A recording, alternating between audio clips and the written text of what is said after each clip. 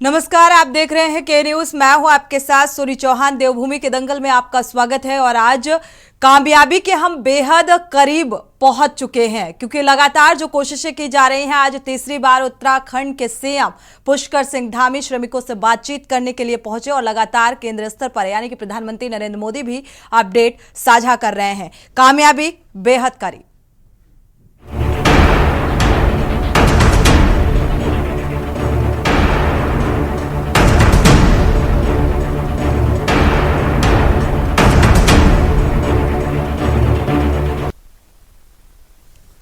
उत्तरकाशी के सिलक्यारा टनल में फंसे मजदूरों को निकालने के लिए लगातार युद्ध स्तर पर काम किया जा रहा है और कुछ ही घंटे में मजदूरों को बाहर निकाल लिया जाएगा।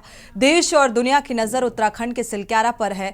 बस कामयाबी करीब है और इस पल का सभी को बेसब्री से इंतजार है, क्योंकि आज 12वां दिन है और 12वें दिन युद्ध स्तर पर ड्रिलिंग यानी कि अंतिम दौर में है। और वो कोई भी क्षण, कोई भी पल हो सकता है जब ये श्रमिक बाहर आ सकते हैं। देवभूमि के दंगल में हम आज इसी बात को लेकर चर्चा भी करेंगे। खास मेहमान हमारे साथ जुड़े हुए हैं, साथ ही ग्राउंड जीरो से हमारे ब्यूरो चीफ और संवाददाता भी मिलेंगे जो पल पल की अपडेट साझा करेंगे, क्योंकि लगातार पल पल की अपडेट के न्यूज़ आप तक पहुंचा रहा है। सिलक्यारा टनल में जो 41 मजदूर फंसे हुए हैं, उनको निकाले जाने की जद्दोजहद युद्ध स्तर पर यानी कि अंतिम पड़ाव पर है ये रेस्क्यू। और जो रेस्क्यू अधिकारी हैं उनके अनुसार अगर बातचीत की जाए तो उनका यही कहना है कि बेहद बहुत ही जल्द हम कामयाबी हासिल कर लेंगे। बस इंतजार है, क्योंकि कुछ ही पल और कुछ ही घंटे और उत्तराखंड में लगातार 11 दिनों से उत्तरकाशी में बन रही टनल के अंदर जो 41 मजदूर फंसे हुए हैं, उन्हें निकालने की कवायद केंद्र स्तर और राज्य सरकार मिलकर दोनों ही प्रयास कर रहे हैं। आज यानी कि 12वां दिन है और सरकार को उम्मीद है कि मजदूरों को बाहर निकाल लिया जाएगा। रेस्क्यू अपने अंतिम चरण में चल रहा है। आप देख रहे हैं के न्यूज, खबरों का सारथी। ओए नीचे आ, घोड़े बेच दिए क्या?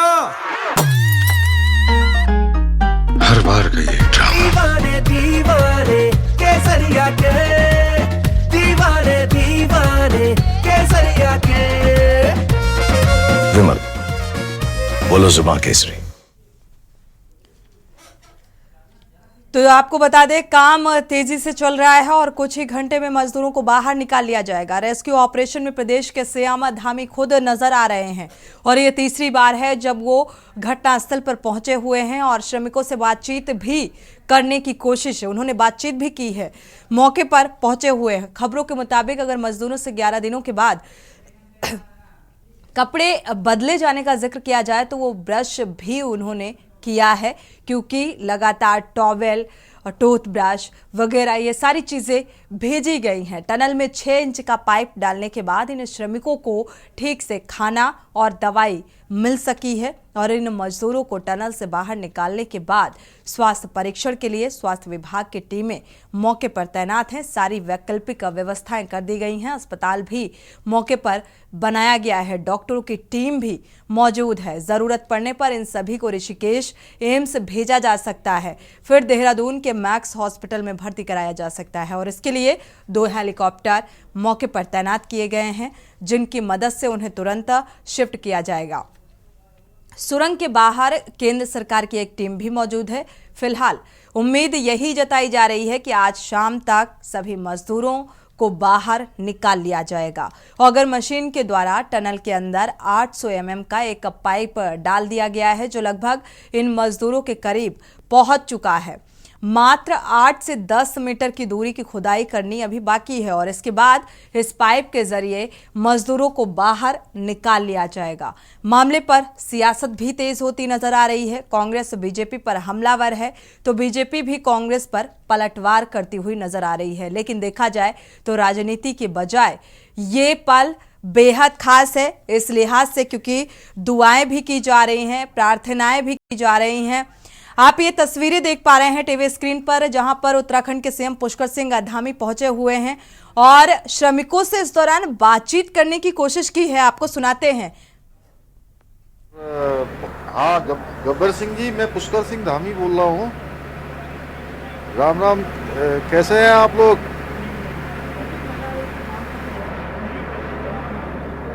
अच्छा, चलिए भाई, बहुत हम लोग बिल्कुल पास पहुँच गए हैं और बड़ी आप लोगों की हिम्मत है और बहुत ही आप लोगों के लिए सब लोग प्रार्थना कर रहे हैं यहाँ। और हम लोगों को उम्मीद भी है, मैं भी रात से आ गया हूँ, जनरल साहब भी आ गए हैं यहाँ पर। और प्रधानमंत्री जी रोज़ आप लोगों के बारे में रोज़ चिंता कर रहे हैं, रोज़ अपडेट लेते हैं मुझे सवेरे 7 बजे।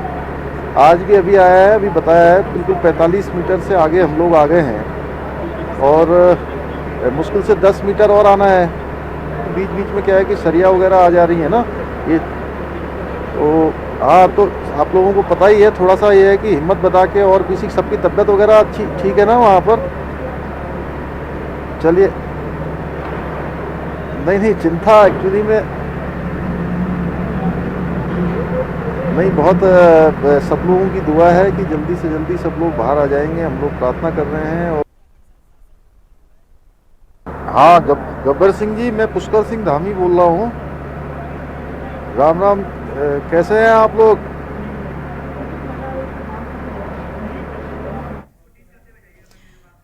तो आपने सुना, उत्तराखंड के सीएम पुष्कर सिंह धामी ने श्रमिकों से बातचीत की और बातचीत के जरिए हौसला बढ़ाने की कोशिश की। हौसला बनाए रखिएगा और 10 मीटर की दूरी और है जो तय करना अभी बाकी है और बस बेहद करीब आपके पहुंच गए हैं। और हौसला बनाए रखने के लिए एक तरीके से उम्मीद बंधाते हुए नजर आए, लेकिन 10 मीटर की दूरी अभी बाकी है और वो कितनी जल्दी पूरी हो जाएगी उस पल का सभी को बेसब्री से इंतजार है।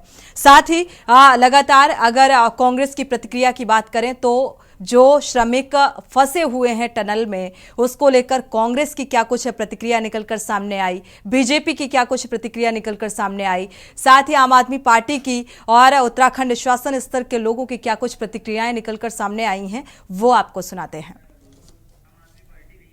उन्होंने बोला अब फिर 1 मीटर 1.5 मीटर जाने के बाद 1.8 मीटर की एग्जैक्ट जाने के बाद हल्का सा प्रेशर महसूस किया मशीन, तो दोबारा उसको रोककर चेक करेंगे, फिर देखेंगे ताकि हर कदम पर हम आगे बढ़ते रहें, लेकिन बिल्कुल सावधानी से। तो ये कोशिश हमारी जारी रहेगी और हम उम्मीद कर रहे हैं कि आहिस्ता आहिस्ता जब हम 50-55 की तरफ बढ़ेंगे तो हमारा शायद काम और थोड़ा सा आसान हो। 2 घंटे से ज़्यादा समय लगता है, 40 मीटर तक जा चुका है। हर एक पार्ट को निकाला जाता है, 6 मीटर का पुर्जा, वो 6 मीटर का पुर्जा डिटैच किया जाता है, उसको हटाया जाता है, फिर दूसरा पार्ट पीछे किया जाता है, फिर उसको निकाला जाता है 6 मीटर का। तो जितना आगे जा चुके हैं उतना इसीलिए उसको डिटैच करने में सारा का सारा डिसअसेंबल करने में टाइम लगा। उसके बाद में जो यहाँ पर एक्सपर्ट होते हैं उनको अंदर भेज करके दिखवाया गया। तो हमारे यहाँ पर जिसने एनडीआरएफ की टीम की है, एसडीआरएफ की टीम की है, तो एनडीआरएफ के एक्सपर्ट थे, कपिल वो सबसे पहले गए, उन्होंने देखा, उन्होंने अपनी तरफ से एक वीडियो बनाया, वो दिखाया, फिर कोशिश की गई तो उसके अंदर कुछ प्रयास किए गए तो फिर टीम के द्वारा वो सक्सेसफुल नहीं हो पाए, क्योंकि आप जानते हैं कि अंदर जाकर के 40 मीटर से ज़्यादा 45 मीटर अंदर है, 45 मीटर अंदर जाकर के गैस कटिंग से या उसको आप काटने के प्रयास किए गए। गैस कटिंग से जब काटने लगे तो उसके अंदर एकदम से गर्म भाप आती है, जब पाइप आगे बंद है, ऑक्सीजन की सप्लाई आगे नहीं है, तो एक टीम ने प्रयास किया, वो सक्सेसफुल नहीं हो पाए, फिर दूसरी टीम के द्वारा प्रयास किया गया, वो भी नहीं हो पाए। तो रात के तकरीबन 1:30 बजे के अराउंड फिर एक जो हमारा ट्रेंचलेस कंपनी है उसमें जो टीम गुप्ता जी है, उनके एक एक्सपर्ट उन्होंने बुलाया।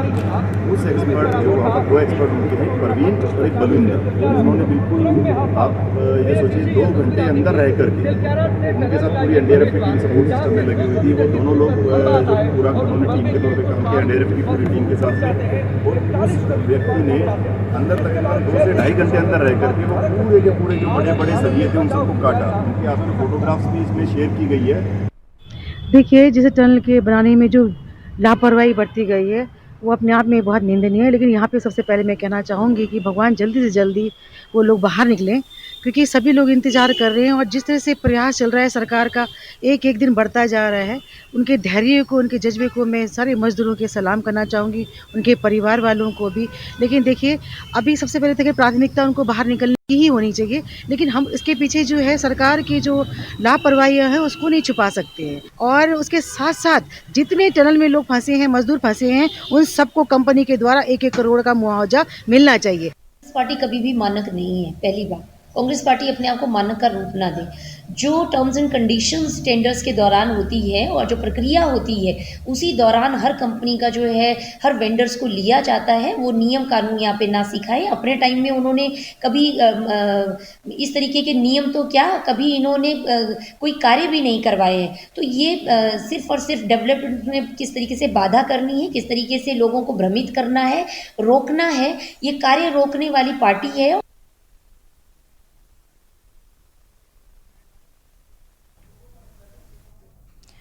तो जाहिर सी बात है तरह तरह की प्रतिक्रियाएं, यानी कि इसमें सियासत भी तेज होती नजर आ रही है।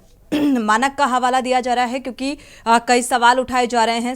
सरकार की लापरवाही का भी जिक्र करती हुई कांग्रेस नजर आ रही है। इन्हीं तमाम बिंदुओं को लेकर हम चर्चा भी करेंगे और हमारे साथ खास मेहमान जुड़े हुए हैं। आपका पहले परिचय कराएंगे। देखा जाए तो सवाल बेहद महत्वपूर्ण भी है और इस सवाल से भी ज्यादा महत्वपूर्ण ये बात है कि आखिर कब ये सुरक्षित मजदूर वापस यानी कि बाहर निकल कर आ सकेंगे, क्योंकि 10 मीटर की महज अभी दूरी बताई जा रही है और ये 10 मीटर की दूरी कितनी देर में पूरी हो जाएगी इसका सभी को इंतजार है, क्योंकि एक्यूरेट जो समय है वो भी अभी नहीं बताया जा सकता कि कितना वक्त और लगेगा। लेकिन इन सब के बीच सवाल और आरोप प्रत्यारोप लगते हुए नजर आ रहे हैं पक्ष और विपक्ष के। आपका परिचय करा देते हैं। खास मेहमान हमारे साथ जुड़ चुके हैं। बीजेपी प्रवक्ता रविंद्र कुमार जी जुड़े हुए हैं। आपका बहुत बहुत स्वागत इस चर्चा में शामिल होने के लिए। मंजू त्रिपाठी कांग्रेस से हैं, आपका भी बहुत बहुत स्वागत इस चर्चा में शामिल हो।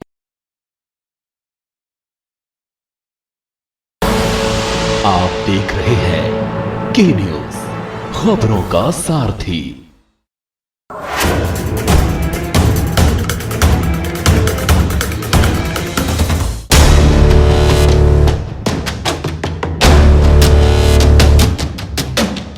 देश के हर गांव, हर शहर उठेगी खबरों की लहर। रोज होगी आपकी बात, जब मैं करूंगी देश की बात। जनता के मुद्दे, जनता की बात, सरकार का रवैया, जनता की पुकार। रेस्क्यू ऑपरेशन चल रहा है, उसमें कुछ एक जो बाधाएं हैं वो सोनिया आपको आवाज सुन पा रहे हैं कंटिन्यू।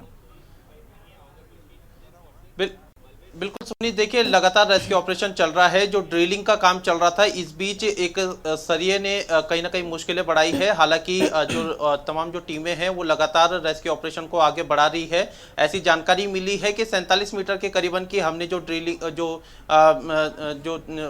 ड्रिलिंग करनी थी वो पूरी हो चुकी है। करीबन 10 मीटर की दूरी और रह गई है जहां पर कि वो मजदूर फंसे हुए हैं। अब सरकार पूरी तरीके से लगातार जो टनल में फंसे मजदूर हैं उनको बाहर निकालने की कोशिश कर रही है। एक मैं तस्वीर आपको इस समय टनल के बाहर इस तरीके से गतिविधियां जो है वो बढ़ती हुई नजर आ रही है। आसपास के लोग यहाँ पर आ रहे हैं। इसके अलावा कैबिनेट मंत्री प्रेमचंद अग्रवाल यहाँ पर पहुंचे हैं।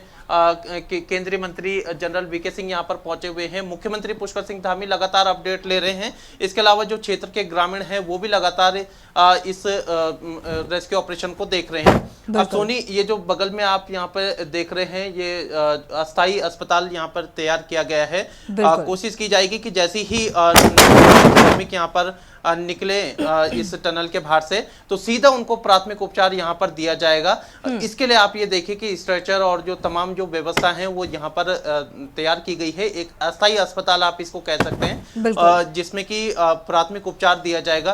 तमाम जो एसडीआरएफ एनडीआरएफ की टीमें हैं वो यहाँ पर लगाई गई है। सेना की अधिकारी और सब इस यहाँ पर मुस्तैदी के साथ काम कर रहे हैं। ठीक है अंकित काला, आपका वापस से रुख करेंगे, लेकिन इस पूरे मामले को लेकर यानी कि सिलक्यारा टनल में जिस तरीके से मजदूर फंसे हुए हैं इसको लेकर प्रेस कॉन्फ्रेंस हो रही है, सीधे आपको लेकर चलते हैं। या कल तक या जब भी है तो ये हमें इसके अंदर कामयाबी इस ऑपरेशन में मिलेगी।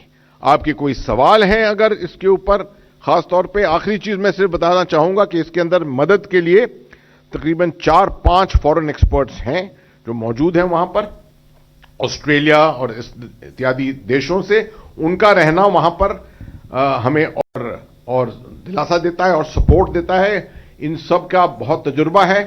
अलग अलग देशों में अलग अलग जगहों पर इन्होंने रेस्क्यू किए हैं अंडरग्राउंड कार्रवाई जो है, अंडरग्राउंड टनल्स के अंदर, अंडरग्राउंड स्पेस के अंदर काम बहुत इन्होंने किया है, तो वो एक्सपीरियंस, वो तजुर्बा जो है वो ला रहे हैं और एक्सपर्ट एडवाइस हमको लगातार यहां पर दे रहे हैं। We'll begin from the third row. Follow me. So, Polemy from India Today, you did mention about the fact that there seems to be some sort of halting in operations right now at the site. What has caused this? If you can just clarify that, sir.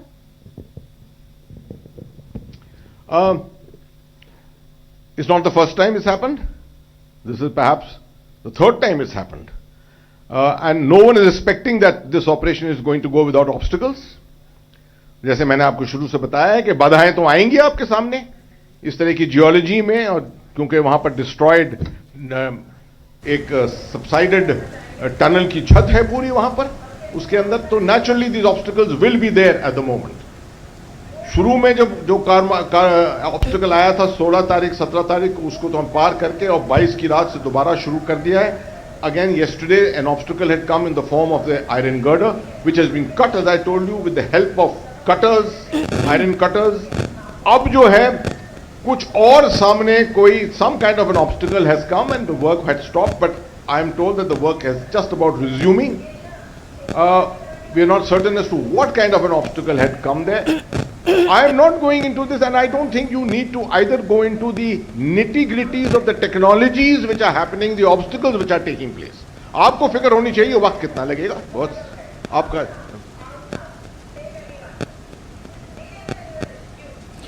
So नई दिल्ली से चलिए, तो फिलहाल आपने सुना press briefing, किस तरीके से बाधाएं तो आएंगी और दिक्कतें भी होंगी, लेकिन एक एक्सपर्ट, फॉरेन की एक्सपर्ट टीम यहां पर मौजूद है। 4 से 5 टीमें लगी हुई हैं जो लगातार रेस्क्यू में शामिल हैं, जो सुझाव भी दे रही हैं, और इसके साथ साथ एक देखा जाए तो लगातार ये उम्मीद भी बढ़ती जा रही है कि बहुत करीब पहुंच चुके हैं और ये रेस्क्यू अंतिम चरण में है। सीधे अंकिता अकाला का रुख कर लेते हैं, ग्राउंड जीरो से जुड़े हुए हैं सिलक्यारा टनल से। अंकिता, देखा जाए तो लगातार उत्तराखंड के सीएम पुष्कर सिंह धामी तीसरी बार पहुंचे हुए हैं, श्रमिकों से बातचीत भी की, और जो बातचीत हमने दर्शकों को सुनाई उसमें साफ तौर पर वो हौसला बढ़ाते हुए नजर आए। और कितना वक्त लग सकता है, इस बारे में कोई जानकारी?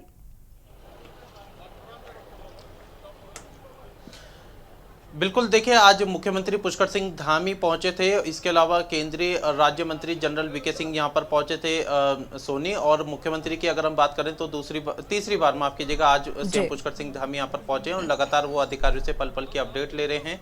आज सुबह जब सीएम पुष्कर सिंह धामी आए तो उन्होंने जो टनल में फंसे हुए श्रमिक हैं उनसे उन्होंने बातचीत करी है, और इस रेस्क्यू ऑपरेशन में जो लोग लगे हुए हैं उनकी हौसला अफजाई करी है। मुख्यमंत्री पुष्कर सिंह धामी लगातार अधिकारी, इसमें अड़चने आ रही है। अब कोशिश की जा रही है कि जो टीम, जो 5 से 6 लोग जो टीमें हैं जो कि आज दिल्ली से बुलाई गई है, उस एक्सपर्ट टीम की सहायता से जो समस्याएं आ रही है उन समस्याओं को दूर किया जाए। तो इस टीम की मदद से अब जो रेस्क्यू ऑपरेशन है वो और तेज गति से चलेगा, इस तरीके की उम्मीद जताई जा रही है। बाकी आपने अधिकारियों की अभी प्रतिक्रियाएं सुनी, तो अभी कोई भी समय देने को तैयार नहीं है, और इस कठिन परिस्थिति में समय देने की जो बाध्यता है वो हमें लगता है कि अभी कोई भी अधिकारी जल्दबाजी नहीं करना चाहता है। इसमें फिलहाल की अगर हम बात करें तो उम्मीद पूरी है कि आज देर शाम तक हमें कुछ अच्छी खबर सुनने को मिले, लेकिन फिलहाल की अगर हम बात करते हैं तो कहीं ना कहीं अड़चनें आ रही है और उन अड़चनों को दूर करने की कोशिश लगातार जारी है। हालांकि सारी व्यवस्थाएं चाक चौबंद कर ली गई हैं कि जैसे ही श्रमिक टनल से बाहर आते हैं तो उनको सारी व्यवस्थाएं, मेडिकल फैसिलिटीज अवेलेबल कराई गई हैं। जिस तरीके से डॉक्टर्स की टीम वहां पर मौजूद है, एम्बुलेंस मौजूद है और सारी व्यवस्थाएं नजर आ रही हैं। और लेकिन अभी भी हर एक के जहन में ये सवाल है कि कितना और वक्त लगने वाला है। खैर, जो लापरवाही को लेकर आरोप लग रहे हैं, अंकित काला आपका वापस से रुख करेंगे, उससे पहले हमारे साथ खास मेहमान भी जुड़े हुए हैं, इसको लेकर प्रतिक्रिया साझा कर लेते हैं। आप नजर बनाए रखिएगा, आपसे अपडेट लेते रहेंगे। रविंद्र कुमार जी जुड़े हुए हैं, शुरुआत आपसे ही कर लेते हैं। बीजेपी प्रवक्ता रविंद्र कुमार जी, अगर देखा जाए अब कामयाबी के बेहद करीब पहुंचते हुए नजर आ रहे हैं, प्रतिक्रिया आपकी? लगातार जिस तरीके से उत्तराखंड के सीएम भी संपर्क साधते हुए नजर आए, हौसला बढ़ाते हुए नजर आए, क्या कहेंगे? देखिए, बिल्कुल अब जो है लगभग हम ऐसे जो 10-12 दिन से जिंदगियां फंसी हुई हैं वहां, उनके लगभग करीब पहुंच चुके हैं।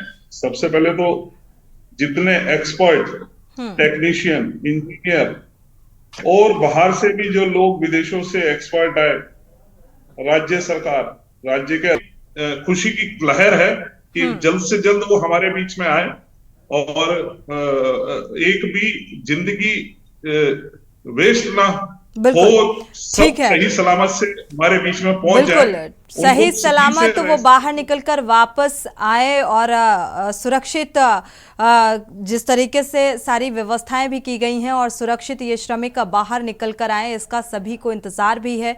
लेकिन लगातार मानकों को लेकर सवाल किया जा रहा है, ऐसी स्थितियां आई ही क्यों, इसको लेकर भी लगातार सवाल उठ रहे हैं। तो उस पर भी हम आएंगे, इन स्थितियों पर भी बात करेंगे। सबसे पहले प्रतिक्रिया ले लेते हैं, क्योंकि कामयाबी के बेहद करीब पहुंच चुके हैं और इसको लेकर क्या कुछ जहन में उठ रहे हैं, क्या कुछ शब्द हैं, वो पहले साझा कर लेते हैं।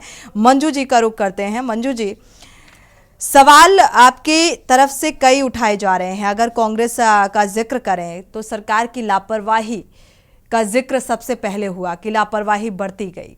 इसके साथ साथ अब जो ये रेस्क्यू है अंतिम चरण में है और कामयाबी के बेहद करीब पहुंचते हुए नजर आ रहे हैं। आपकी प्रतिक्रिया? देखिए, सबसे पहली बात तो जो आज 12 दिन से हम लोग प्रार्थना, यज्ञ, हवन, दुआ कर रहे हैं, पूरा देश कर रहा है, ईश्वर करें कि वो 41 मजदूर सही सलामत वापस आ जाएं, सबके घर में दिवाली मनाई जाए और सबके घर का चिराग जले, ये ऐसी ईश्वर से प्रार्थना है। लेकिन इस घटना ने बीजेपी सरकार की जो छीछा लेदर पूरे देश में हुई है, उसका आप अंदाजा लगा सकती हैं। कोई भी टनल खोदना कोई आसान बात नहीं है। इसके लिए जो सुरक्षा से संबंधित गाइडलाइंस होती है, उसको अगर फॉलो किया गया होता तो आज ये छीछा लेदर हमारे प्रदेश में ना हो रहा होता। पहली बात। दूसरी बात, जब कोई भी टनल खोदा जाता है, कुछ भी किया जाता है, जिस कंपनी को ठेका दिया जाता है, उससे जियोटेक्निकल स्टडीज की कॉपी सबमिट करवाई जाती है, जिसमें रिस्क फैक्टर वगैरह के कैसे फाइट करना है, ये सब चीजें होती।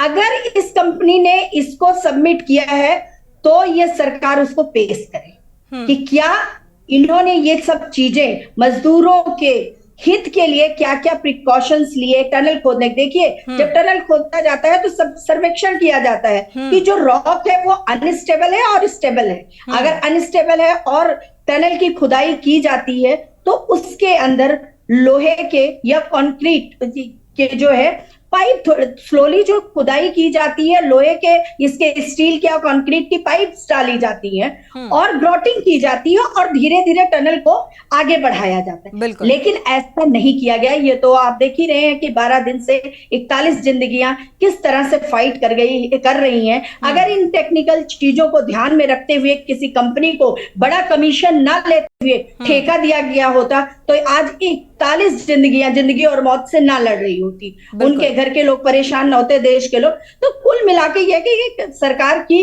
नाकामयाबी जो है यह पूरा विश्व देख रहा है। हमारे शीर्ष नेतृत्व, पूर्व नेता प्रतिपक्ष श्री प्रीतम सिंह जी, प्रदेश अध्यक्ष करण महाराज जी, हमारा एक पूरा प्रतिनिधि मंडल प्रतिदिन नजर रखे हुए हैं। नेता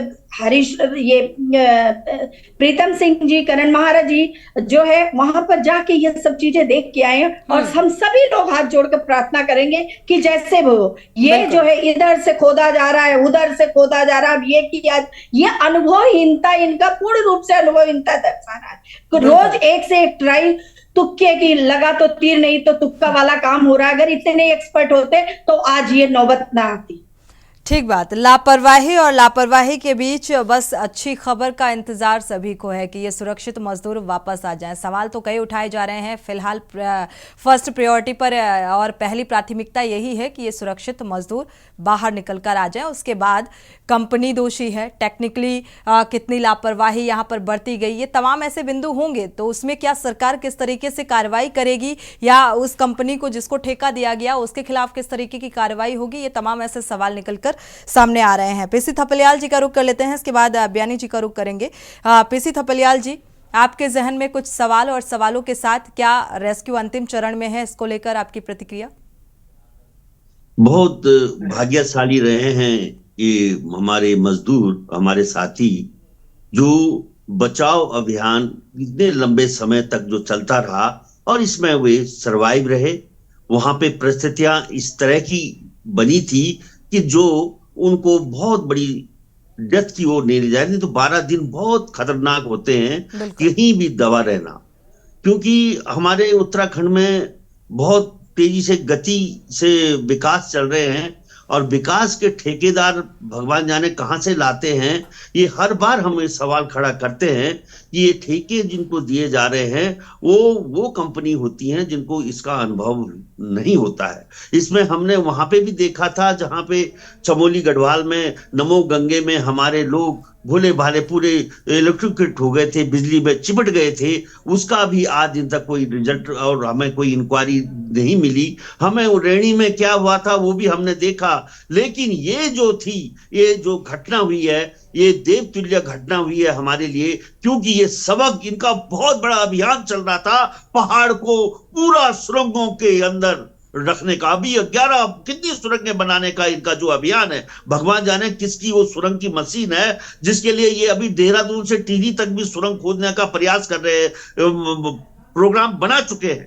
और ये जो लोग हैं, ये जो पैनी नजर, मतलब जब मैं अभी देख रहा हूं कि हमारा मुख्यमंत्री कितनी बार भाग रहा है, वहां सिर टिका रहा है, अरे वो कोई एक्सपर्ट नहीं है जो इतना पल पल की खबर लेकर और मुख्य प्रधानमंत्री तक पहुंचाना।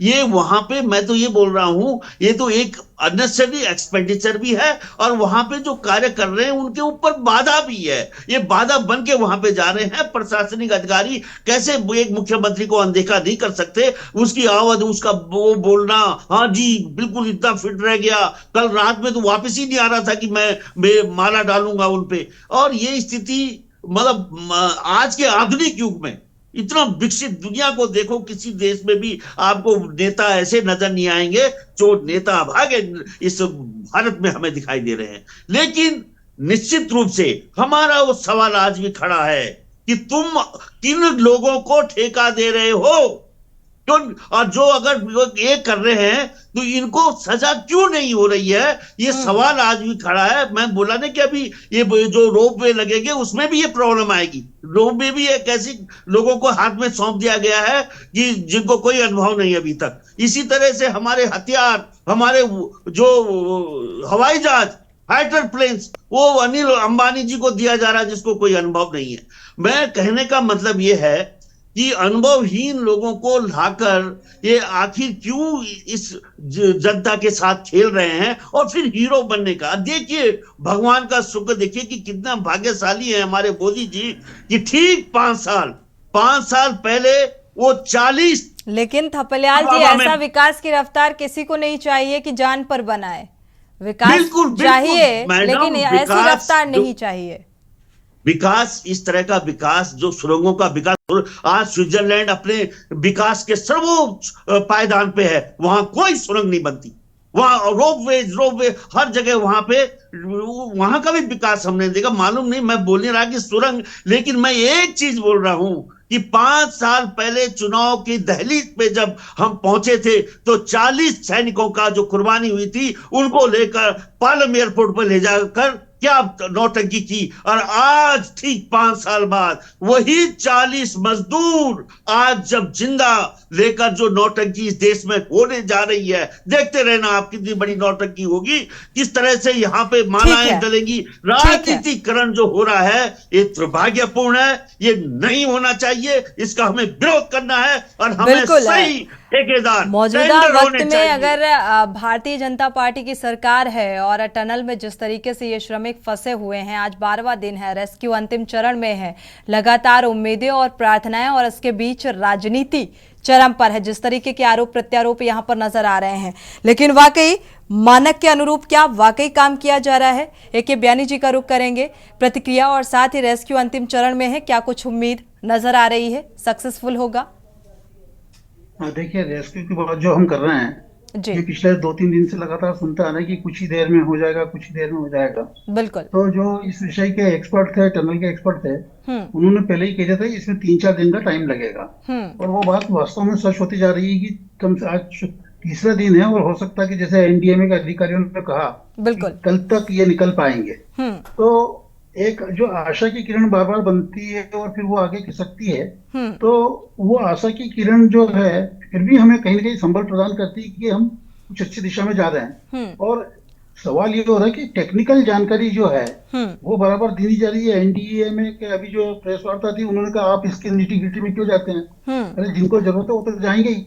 आम आदमी के लिए जरूरत नहीं, पर जो एक्सपर्ट के रूप में देखते हैं उनको चाहिए, तो ये जानकारी दी जानी चाहिए। बिल्कुल। और जहां तक मानकों का सवाल है, तो जैसे अब ये सरिया आया, पहले कहा गया कि सरिया नहीं डाला, ये नहीं डाला, तो फिर ये सरिया कहाँ से आएगा? तो सरिया तो डाला ही होगा उन्होंने, तभी अगर सरिया को काटने में इतनी दिक्कत आ रही है। और ये जो टनल की खुदाई चल रही है, ये सारी चीजें एंटीसिपेट होती थी और उनके पास डिजाइन थी, उन्होंने कहाँ पे कितना सरिया डाला, इस एमएम का सरिया डाला, ये सारी जानकारी कंपनी के पास थी, तो कंपनी ने इन लोगों के साथ शेयर भी करी होगी।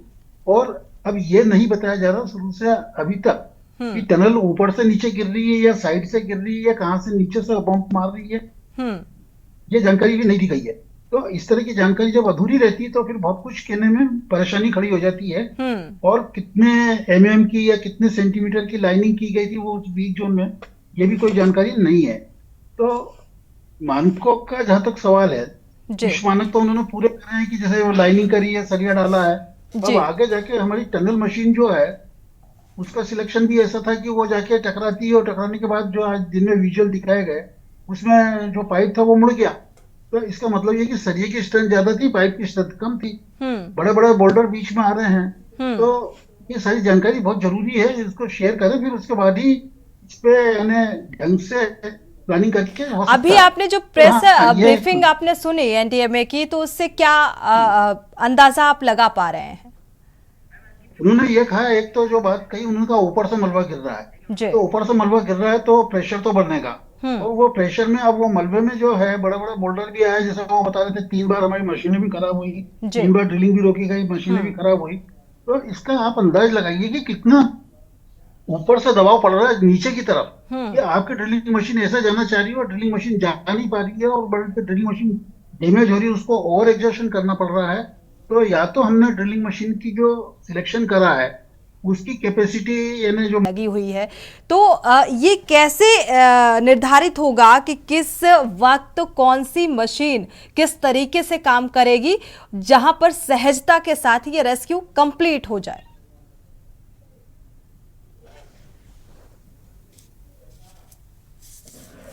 रविंद्र जी, आप सुन पा रहे हैं? अनम्यूट करिएगा। देखिए, जिस प्रकार से लगातार इस बात को विषय को लेकर चर्चा आ रही है, कहाँ खामियां आई हैं, क्या कमी रह गई, क्या विषय ऐसा रह गया जो चूक हो गई, तो ये विषय के लिए बिल्कुल उसकी जांच टीम बनाई है। जांच आयोग की माननीय मुख्यमंत्री जी ने कह दिया था, और उसके वो जो भी दोषी हैं उनको बिल्कुल इसका पता लग जाएगा कहाँ पे कमी रही, किसकी वजह से रही। लेकिन फिलहाल रूप से जिस प्रकार से मैं देख रहा हूं कि विपक्ष के लोग जिंदगियों को बाहर आने में इतना खुशी नहीं है। मुझे ऐसा लग रहा है कि जैसे इनके विचार में कुछ और होना चाहिए था। नहीं रविंद्र जी, जो सवाल है वो सवाल यही है विपक्ष का कि जिंदगियों के लिए प्रे और प्रार्थना तो की जा रही है, वो सही सलामत वापस आए, इस बात की दुआ भी की जा रही है, चाहे विपक्ष हो, और मुझे लगता है हर कोई ये सोच रहा है और प्रार्थना कर रहा है। लेकिन सवाल ये बेहद महत्वपूर्ण है कि ये घटना ना होती अगर इस तरीके की लापरवाही ना बरती जाती, और आगे क्या ऐसी लापरवाही, जीरो टॉलरेंस की नीति का जो जिक्र होता रहा बार बार, उस पर जरूर सवाल खड़े हो गए हैं। और क्या वाकई अब मानकों को ध्यान में रखकर काम किया जाएगा, ये लापरवाही नहीं बरती जाएगी? देखिए, अब ये जो डबल इंजन की सरकार है, इसने तो अपनी नाकामयाबी पेश कर ही दी है। नेचर से खिलवाड़ किया गया, और नेचर से खिलवाड़ करने का जो नेचर ने है, प्रकृति ने इनके ऊपर, भाजपा सरकार के ऊपर करारा तमाचा मारने का काम किया है। यह कहने में मुझे कोई गुरेज नहीं है। अभी तक नेचर के साथ खिलवाड़ करने, अभी तक कोई प्रिवेंटिव एक्शन नहीं लिया गया, कंपनियों को अगेंस्ट अभी तक केस नहीं किया गया। मैं मानती हूँ एक तरफ अभी पूर्व वक्ता ने बहुत अच्छी बात कही कि मुख्यमंत्री जाके वहां बार बार ये दिखा रहे थे, 1 बार गए, 2 बार गए, 3 बार गए। अरे भाई, उनकी अटेंडेंस थोड़ी वहां पर ले गई है। वहां पर तो जिंदगियों को बचाने का कितना फास्ट ट्रैक पे जितने जल्दी से हो सके, पहले तो इन्होंने कोई ऐसा प्रिवेंटिव एक्शन लिया नहीं है। और जो भी है, आज 12 दिन हो गए, प्रधानमंत्री क्रिकेट मैच देखने में व्यस्त थे, दिवाली मनाने में सब लोग व्यस्त थे। अरे भाई, पहले तो दिवाली आपके चैनल के माध्यम से मैंने पहले भी कहा था कि जिस दिन ये 41 जिंदगियां बाहर आएंगी, हम उस दिन दिवाली मनाएंगे। और कल ये सब लोग वही, उस दिन तो ऑब्जेक्शन किया था, लेकिन कल दिखा रहे थे कि माला रखी हुई, ये है, वो है, दिवाली जैसा माहौल होगा, वो 41 जिंदगियां। क्या कर रहे हैं? अंधेरे में तीर चला रहे हैं ये लोग, इधर से काम, उधर से काम, ऐसा काम, वैसा काम कर करके कि जैसे वो बाहर आ जाए। जैसे देखिए, ईश्वर से प्रार्थना है कि भाई जो कुछ भी करे इस समय वो 41 जिंदगियां बाहर आए। यही नहीं, इनका हर तरफ ऐसे ही काम कर रहे हैं। मोदी जी पूरे देश को बेचने का काम कर रहे हैं, सारी संस्थाओं को जो बेचने का काम कर रहे हैं, उसका यह परिणाम है। प्राइवेट कंपनियां, मैं बार बार कहूंगी कि मोटा कमीशन लेके और कोई भी प्रिवेंटिव एक्शन नहीं लेते हुए इस तरह की घटनाएं हो रही हैं, होती रहे। इनके अगेंस्ट सख्त से सख्त फास्ट ट्रैक पे कोई एक्शन नहीं लिया गया। यही क्या, आप देखिए देहरादून से लेकर दिल्ली तक जो बाईपास बन रहा है, जो उसमें 70 जगह पर रिपेयरिंग का काम किया गया। तो आज यहाँ घटना घटी, कल कहीं और घटेगी। और ये प्राइवेट कंपनियों को ये सरकार गुरेज नहीं आएगी ठेका देने से।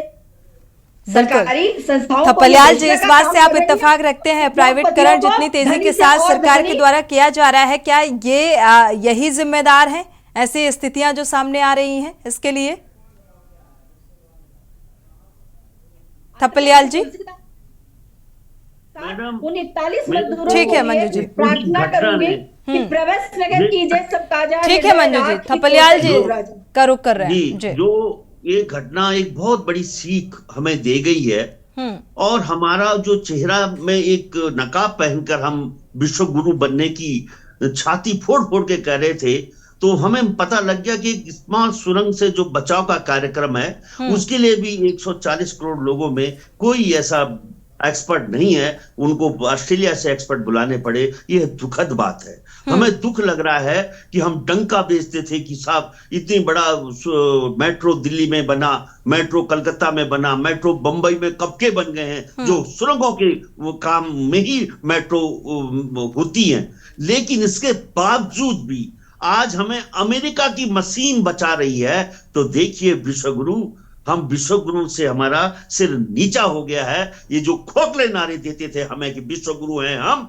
हमें धोखे में रखते थे, हमें धोखे में रखते थे ये देश बेचू लोग, कि जो ये कहते थे कि हम विश्वगुरु बन गए हैं। लेकिन एक छोटी सी चीज में अब हम कैसे विश्वास करें इन पे कि जो ट्रेन हमारी सुरंगों के नीचे ये भेज रहे हैं वो सुरक्षित होंगी? इस पे एक बड़ा सवाल खड़ा हो गया है। इनके विकास के मॉडल पे इन्होंने बोला था कि ऑल वेदर रोड, और ऑल वेदर रोड हमने पहले ही साल में 9 वेदर रोड बनते हुए देखी। जो हाल आज ऑल वेदर रोड का है, जो हाल स्मार्ट सिटी का है, जो हाल इनके किसी भी विकास कार्य का यहाँ पे उत्तराखंड में और आनंद फानंद में जो कर रहे हैं, उसमें हमें जाने देनी पड़ रही हैं। और भगवान का, बद्रीनाथ केदारनाथ का आशीर्वाद रहा कि जो हमारी जाने बच गई हैं। नहीं तो इन लोगों के हाथ, इनको पैसा चाहिए, पैसा। 26 किलोमीटर कम दूरी करने के लिए इन्होंने 1400 करोड़ रुपए एक ठेकेदार को, जिसको कोई अनुभव नहीं है, उसको दे दिया। आज दिल्ली के, आज हमारे जो एक्सपर्ट हैं वो रुड़की में बैठे हुए बेचारे, घर का जोगी जोगता, दूर गांव का सिद्ध। आज जो हमारे अजय बियानी साहब हैं, ये जो इनका जो अनुभव है, इनकी जो हमारे यूनिवर्सिटी में, केंद्रीय विश्वविद्यालय के जो भूगोल शास्त्री हैं, जिनका विश्व में डंका बजता है, वास्तव में डंका बजता है। लेकिन हमारी निकम्मी सरकारें हमको कहीं का नहीं छोड़ के वो विदेश। अब देखिए आपकी, हमारा मुख्यमंत्री जा रहा है दुबई, विदेश इन्वेस्टमेंट के लिए यहाँ ला रहा है वहां से। तो आप देखिए कि हमें बेकार है इस देश में रहना। हमको तो ऐसा लगता है कि हम नालायक हैं, नाकाम हैं और यही लायक हैं जो बार बार अब यहाँ पे चारों तरफ अपनी फोटो लगा के घूम रहे हैं और बार बार जा रहे हैं वहां पे। तो इन तमाम सवालों को, इनकी पैनी नजर को भगवान रखे। इस पैनी नजर वालों से बहुत खतरा हो चुका है मेरे देश को, मेरे राज्य को, जिस तरह का एक्शन, क्योंकि इनको कोई परवाह नहीं है जनता की। जनता की परवाह होती तो निश्चित रूप से पहले भी तो इतनी काम होता था। मैं बोला नहीं कि दिल्ली में इतनी बड़ी सुरंगें बनी, मेट्रो में एक चूहा तक नहीं मरा वहां। और यहां देखिए आप रैणी में क्या हुआ, यहाँ देखिए टिहरी में क्या हुआ, यहाँ देखिए कि चमोली गढ़वाल में क्या हुआ। फिलहाल आम आदमी पार्टी से कोई है नहीं आज, अगर होता तो जरूर इस बात को लेकर खुशी जाहिर करता। अगर कांग्रेस सत्ता में होती और कांग्रेस के शासनकाल में अगर ऐसा होता तो उस वक्त भी आपकी यही राय रहती?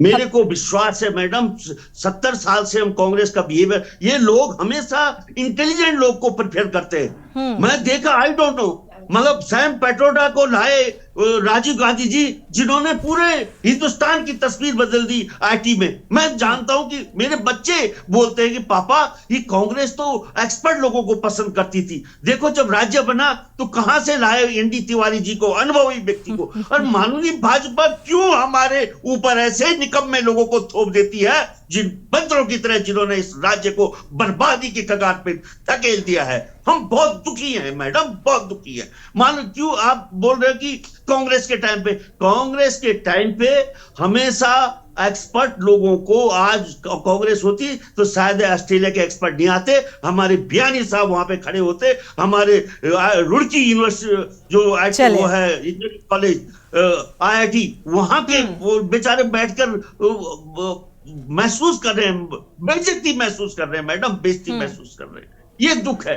इन तमाम सवालों को लेकर निश्चित रूप से एक दिन जनता जागेगी और अनुभवी लोगों को आगे कर विकास की एक नई गाथा फिर से बुनेगी। फिलहाल ये जो सवाल है वो बेहद महत्वपूर्ण भी है कि जो अनुभवी लोग हैं उनको क्या प्राथमिकता आखिर क्यों नहीं दी जा रही है? बयानी जी, जो ये सवाल निकलकर सामने आ रहे हैं, इसको लेकर आप क्या कहेंगे?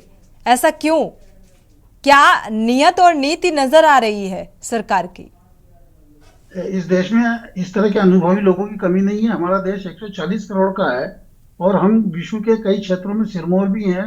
दुनिया के बड़ा बड़ा कारपोरेशन इंडियन लोग ही हेड कर रहे हैं जी। तो एक खुशी की बात है। और ऐसा नहीं कि हमारे देश में अनुभवहीनता है। अब दिल्ली मेट्रो का जो उदाहरण दिया गया उसमें श्रीधरन साहब उसके इंचार्ज थे।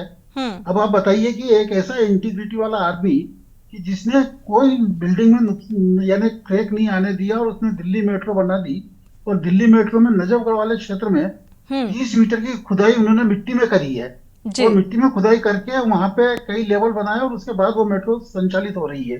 तो दूसरा उदाहरण आप लीजिए कलकत्ता के मेट्रो का, उसमें हुबली नदी से 13 मीटर नीचे जो हुबली नदी का लेवल है, रिवर बेड है, उससे 13 मीटर नीचे सुरंग ले गए, एक बूंद पानी नहीं आ रहा।